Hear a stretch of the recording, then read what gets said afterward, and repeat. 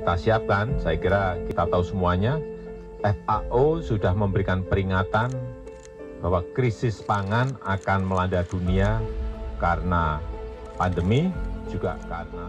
Pemerintah lalu merencanakan membangun pusat produksi pangan atau food estate di 3 pulau besar, Sumatera, Kalimantan, dan Papua, dengan luas bervariasi antara ribuan hingga jutaan hektar seperti di Papua.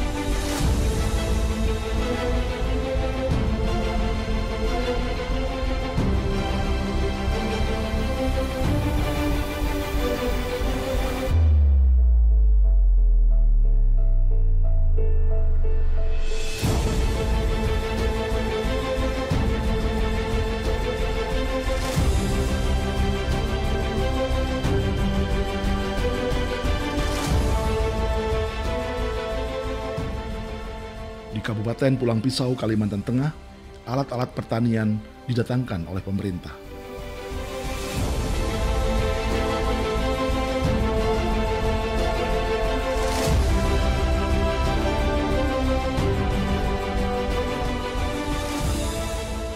Lalu siapa yang akan mengerjakan sawahnya? Di antaranya adalah ini.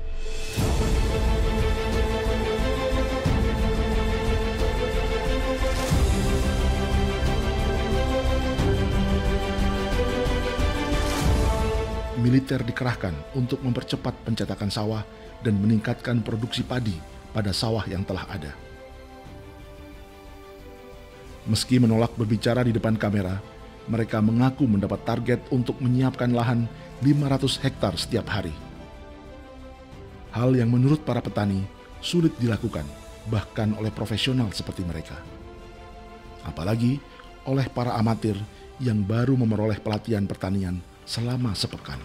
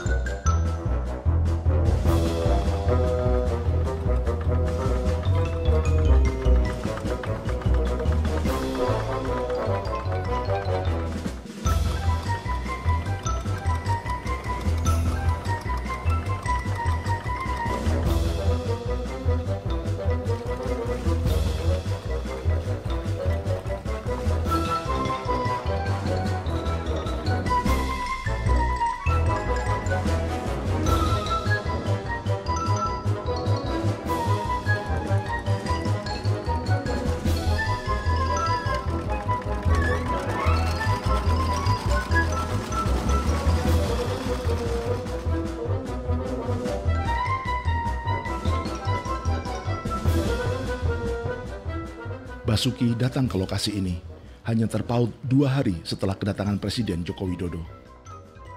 Sebagai sarjana kehutanan yang juga belajar ilmu tanah dan pertanian, Basuki berbicara dengan personel militer dan petani tentang berbagai hal, dari aspek teknis, lahan gambut, hingga penjualan beras hasil panen. Kalau seperti ini dipusatkan di sebuah areal, ya ini ada satu kekhawatiran, ada lingkungan yang dieksploitasi secara masif di sebuah kawasan. Kemudian kedua juga akan terkendala dengan sebaran penduduk yang tidak merata, biaya-biaya angkut segala macam, beban-beban, kemudian dampak-dampak sosial dari sebuah proyek yang besar yang kecemburuan, bahkan mungkin akan ada daerah-daerah lain yang mengalami kecemburuan.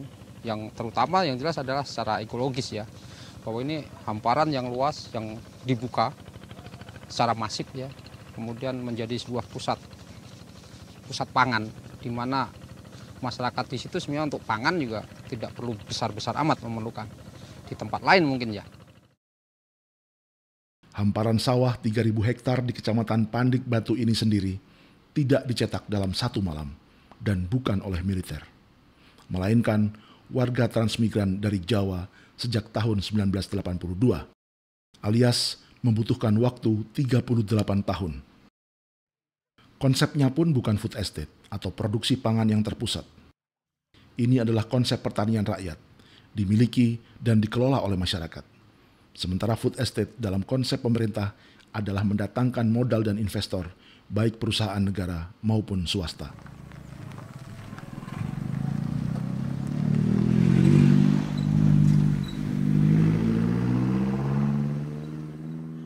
Di lokasi sawah milik rakyat inilah Presiden Joko Widodo memulai seremoni proyek food estate yang konsepnya tidak sepenuhnya berbasis pertanian rakyat. Sebenarnya ini seremoni kedua yang dilakukan Presiden. Seremoni pertama dilakukan di sawah milik perusahaan di Merauke, Papua pada tahun 2015 dengan target mencetak 1,2 juta hektar sawah hanya dalam waktu 3 tahun. Meski proyek dan target itu gagal, kini hendak diulangi di Papua, di kawasan yang dianggap potensial seluas 3,5 juta hektar di 3 kabupaten, Mapi, Bovendigul, dan Merauke. Bagi Basuki, konsep food estate atau lumbung pangan yang terkonsentrasi seluas 30.000 hektar di Kalimantan Tengah ini justru rentan secara sosial, ekonomi, lingkungan, bahkan keamanan. Masyarakat yang terkonsentrasi di Jawa akan menggantungkan pangan di daerah yang terkonsentrasi di sini. Dan daerah yang di sini juga bukan tempat yang aman, dalam artian bahwa tempat ini akan bisa memproduksi pangan secara terus-menerus. Kita terlalu banyak resiko kegagalan untuk sebuah lumbung pangan berada pada satu hamparan, mengelompok di satu tempat. Kalau terjadi sesuatu, di situ pun saya kira juga dampaknya akan luar biasa. Kalau tempat-tempat lain tidak ada stok pangan, tidak ada lumbung pangan, walaupun kecil-kecil, saya kira ini sudah kelaparan akan melanda banyak tempat. Dan kita tahu bahwa hamparan yang monokultur ya, dalam artian monokultur itu sangat rentan. Kita punya pengalaman banyak hal tentang bagaimana dulu jeruk habis oleh virus CVVD, bagaimana karet pernah terserang oleh jamur putih, dan itu musnah.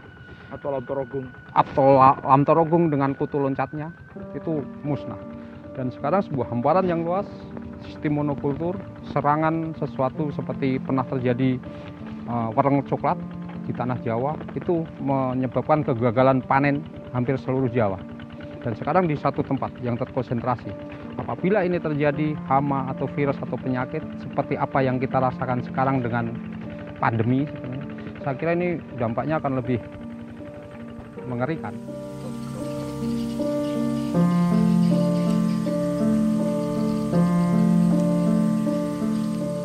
Ini kan kondisi yang tidak normal, populasi ulat seperti ini. Sebesar lagi ulat ini?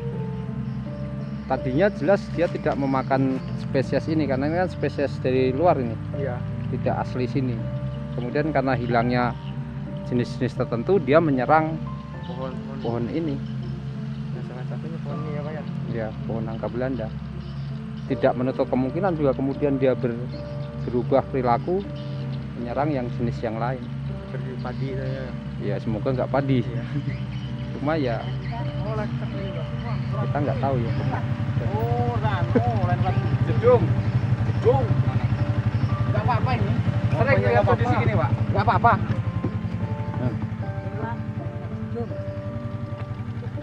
Enak itu anunya. Nggak apa-apa ini. Kalau jadi apa itu namanya? Kepompong itu enak itu. Tapi kan nyerang macam-macam ya Pak. Hah? Ini kan pastinya tadinya nggak di pohon ini, sekarang udah mau ke pohon nangka. Masa? Ini di padi nih. Ini di padi loh Pak. Nangka. Ini makan padi. Ini kan padi ya? Iya. Enggak Gimana? Oh iya, mulai dimakan ya. Ini udah naik ke nangka. Nah. Tapi ini bagus ya kalau jadi anu, kupu-kupu itu. Ya, enak sih anunya, pompongnya. Enak ini. Jangan baru ngeliat ini Mas, makan padi. Baru ngeliat ini makan padi. Iya. Baru pertama kali. Biasanya cuma daun-daun sirsak itu yang dimakan. Iya, daun sirsak. Tapi ini kok apa? Nggak nangka juga kan? Iya, biar aja makan nangka punya orang ini. Dan di jalan buka.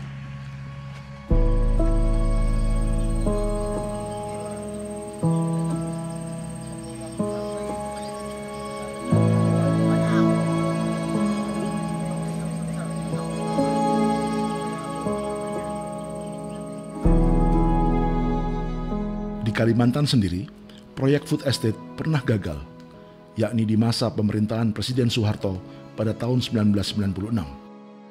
Idenya mencetak sawah dan lumbung pangan di lahan gambut seluas 1 juta hektar.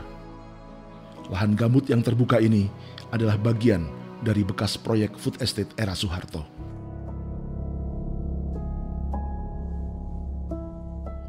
Proyek mencetak sawah skala besar membutuhkan bendungan, pengairan, dan saluran irigasi. Karena itu, kanal-kanal pun dibangun. Akibatnya, air yang selama ini tertahan di dalam gambut mengalir memenuhi kanal-kanal buatan ini. Gambut pun dengan cepat mengering dan menjadi lebih mudah terbakar. Inilah yang menyebabkan kebakaran di lahan gambut paling sulit dipadamkan, karena gambut telah kehilangan kandungan airnya. Tanpa kandungan air, gambut ibarat tumpukan ranting kering yang dengan cepat akan terbakar.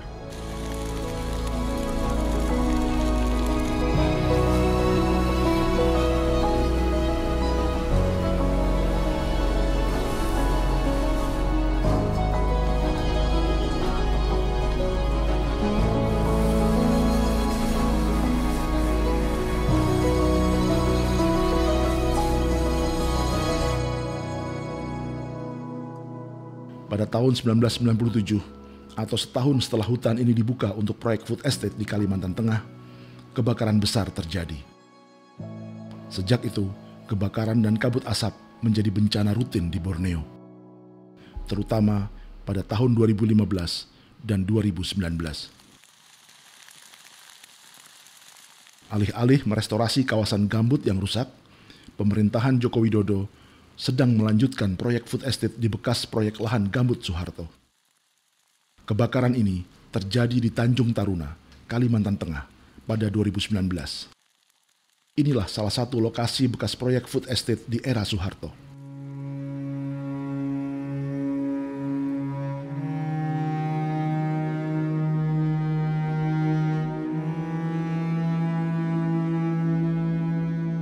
Setahun kemudian, melalui salah satu kanal gambut di Tanjung Taruna, Basuki menelusuri lebih jauh kawasan ini. Agak susah ya Pak ya. Lumayan.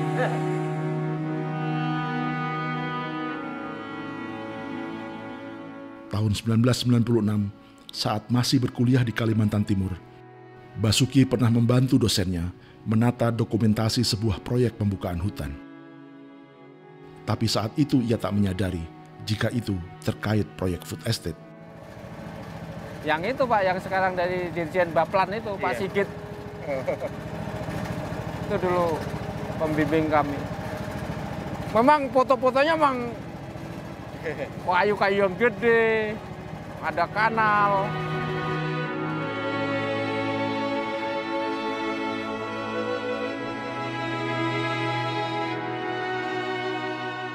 Kini, 24 tahun kemudian, ditemani seorang peneliti lokal, Fatur Rahman, Basuki akan melihat bekas-bekas proyek pangan skala besar itu.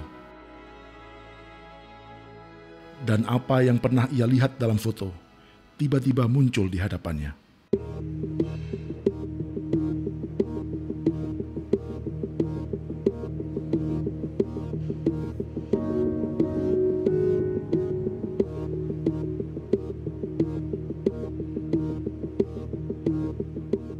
Pemandangan seperti inilah yang dikhawatirkan Basuki akan kembali terjadi. Sebab pada November 2020, pemerintah Indonesia telah menerbitkan peraturan yang memungkinkan pembukaan hutan untuk proyek food estate. Dengan aturan baru ini, pemerintah bisa membuka hutan dengan alasan untuk proyek lumbung pangan.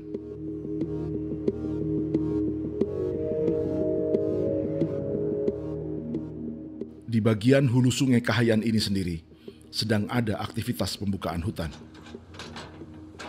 Gambar ini direkam di Desa Tawai Baru, Kabupaten Gunung Mas, Kalimantan Tengah. Pemerintah membuka hutan ini untuk ditanami singkong dengan target produksi 10 juta ton karbohidrat untuk cadangan pangan nasional selama 120 hari. Hutan produksi yang mulai dibuka ini seluas 530 hektar dari alokasi food estate singkong di Kabupaten Gunung Mas yang direncanakan 30.000 hektar. Sementara untuk kawasan hutan produksi yang disiapkan mencapai 486.000 hektar. Dan proyek ini dikerjakan oleh Kementerian Pertahanan yang dipimpin oleh Menteri Prabowo Subianto.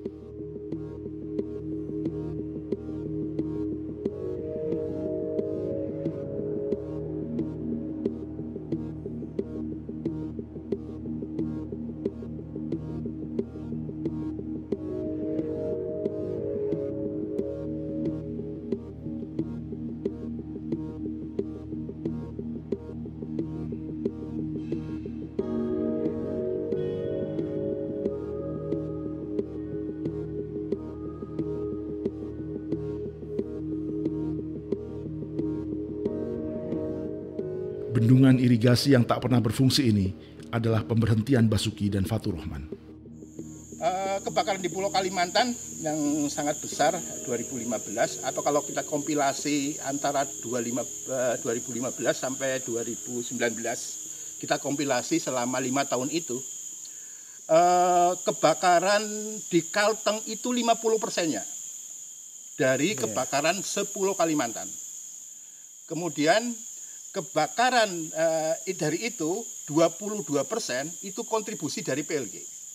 Jadi 22% kebakaran di Pulau Kalimantan, 22%-an, sekitar 20-an persen itu datang dari PLG.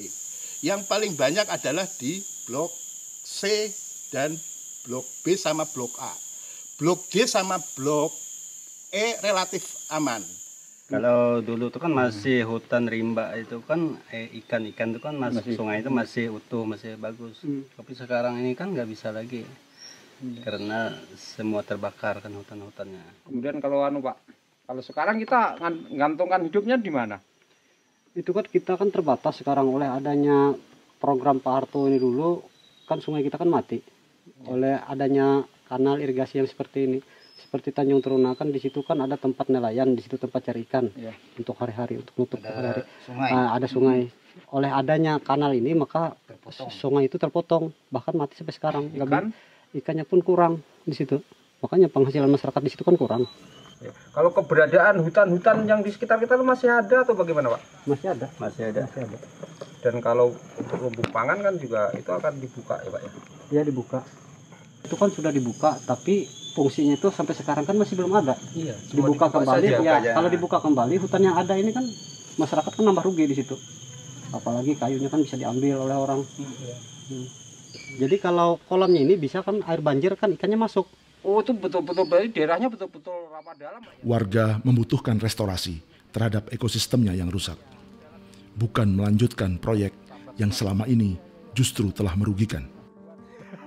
Namun pemerintah Indonesia punya gagasan sendiri tentang apa itu restorasi. Tapak seperti ini dan 49 kilo jadi Pak dari sungai apa yang tersisa ya, sisa-sisa Saya nggak tahu ini. Sisa-sisa Kegagalan. keambisiusannya Apa yang itu ya? Mungkin kita juga bisa belajar dari